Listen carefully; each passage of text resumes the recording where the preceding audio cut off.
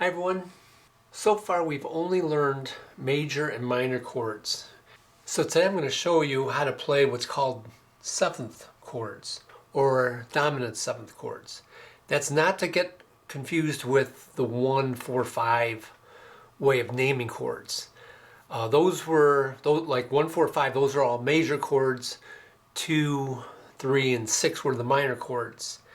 I can take any chord and I can make it a seventh. Okay, and the way we do that is a seventh chord is made of a major chord, for instance a G chord, and then we're going to add the flatted seventh. And that's how you'll do it with every chord. We're going to learn the G7 chord today. So that means we have to look at the G scale. So if we look at those notes real quick, we have a G, A, B, C, D, E, F sharp is the seventh note, and then it starts back over on the G.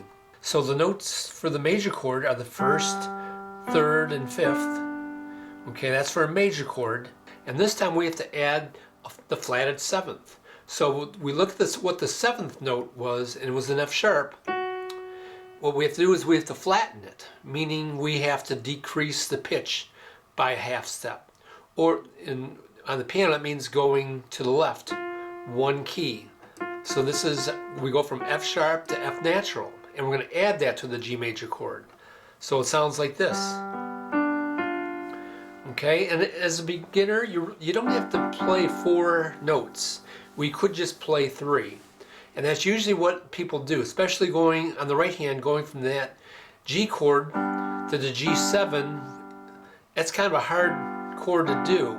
So a lot of times what they'll do when we're playing the G in root position is they will play the G and then they'll move the second finger to play that B note, and then they'll skip the fifth note, the D, and just this way the pinky can easily stretch and hit that F natural.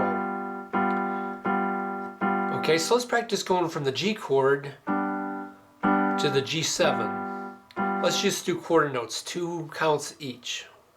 2 counts of G, 2 counts of G7. 1, 2, 3, 4. 1, 2, 3, 4. 1, 2, 3, 4. 1, 2, 3, 4. Now the left hand, it's actually easier to get to that F note. Much easier because that thumb's got more stretch to it. So if I was going to play on the left hand, I don't have to move any of the other fingers on the G or the B. I just go from, I leave the D out and go to the F natural to make the seventh. So let's practice doing quarter notes there on the left hand.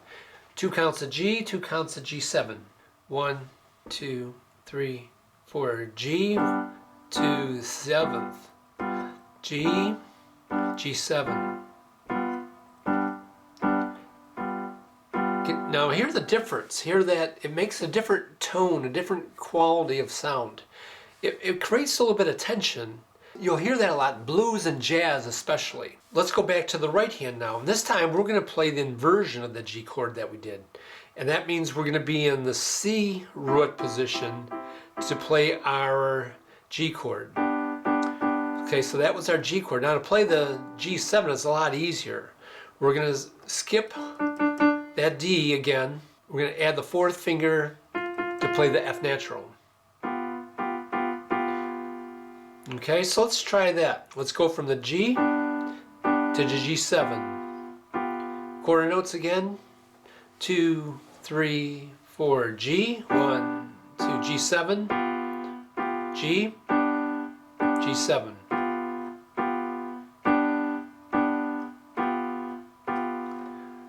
You can kind of switch around.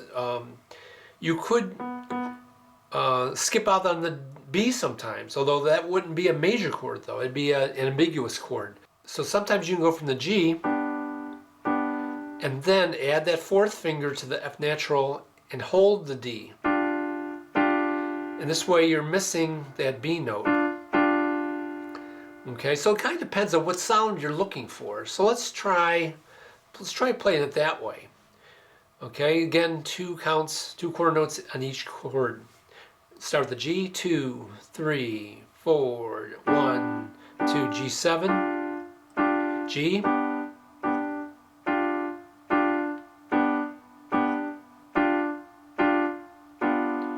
so I'll give you a quick example.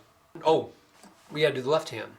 So here's your C, and then the G7, move that pinky over to the B, and play, and the second finger plays the F.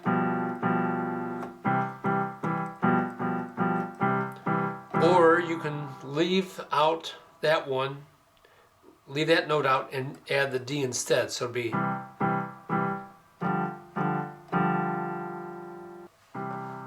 So practice C to G7, and thanks for watching, and I will see you in the next video.